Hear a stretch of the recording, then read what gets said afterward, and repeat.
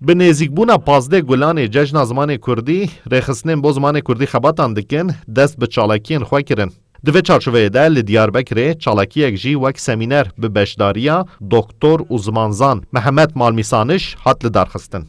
Doktor Malmîsaniş bi taybetî bal kêşand ser pirsgirêkên zaravayê Kurdî Zazakî û hişyarî da ku Zazakî dibin xeterek ciddî de ye. Endamê koma vate Mahmud Nêşite jî anî zimên ku sedema xetariya li ser Zazakî ji ber pergala bişaftinê ye. Kurdî habinê zor û zehmetî de, habinê asimilasyonî de verici sebebo pîl eno yani siyasî sebeb est sto devlete müsaade nekene rayrê Kurdî senî girewtu, rayrê Zazakî zî girewtu.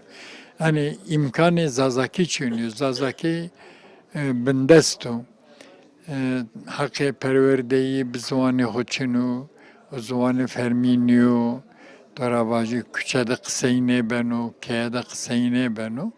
Yani sebebo hîna mühim eno sebebo. Ser navê platforma zimanê Kurdî û li ser navê tora ziman û çanda Kurdî Tora çand û zimanê Kurdî û platforma zimanê Kurdî deklarasyonek hevpar bo nêzîkbûna pazdeh gulanê cejna zimanê Kurdî ji raya giştî re parvekirin. Di daxuyaniyê de hata majekirin ku di heta pazdeh gulanê bi meş, konser, panel û çalakiyên cûr be cûr pêşwaziya cejna zimanê Kurdî were kirin. Berdevkê platforma zimanê Kurdî Şerefxan Cizîrî anî zimên ku bi çalakiyên ziman ew dixwazin hişmendiya neteweyî jî bilind bikin. em li bendenê got Kurd hemû li pirsa zimanê xwe xwedî derkevin, doza mafê zimanê xwe bikin û em dixwazin bi van çalakiya hesta netewî di nava Kurda de hişmendiya zimanê Kurdî gav bi gav pêşkeve.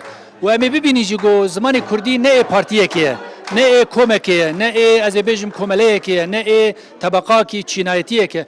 Yani zimanê Kurdî zimanê Kurda hema ye. Kurd bi hev re bi rastî bi yek dengî, bi yek rêzê bikaribin xwedî li zimanê xwe derkevin û di dora zimanê xwe jî hevkariyekî netewî, hestên netewî ave bikin.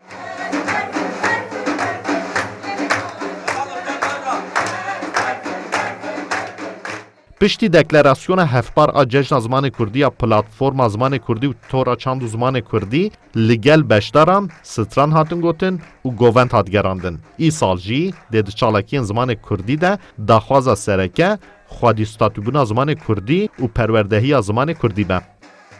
Mahir Yüksel, Kurdistan 24, Diyarbekir.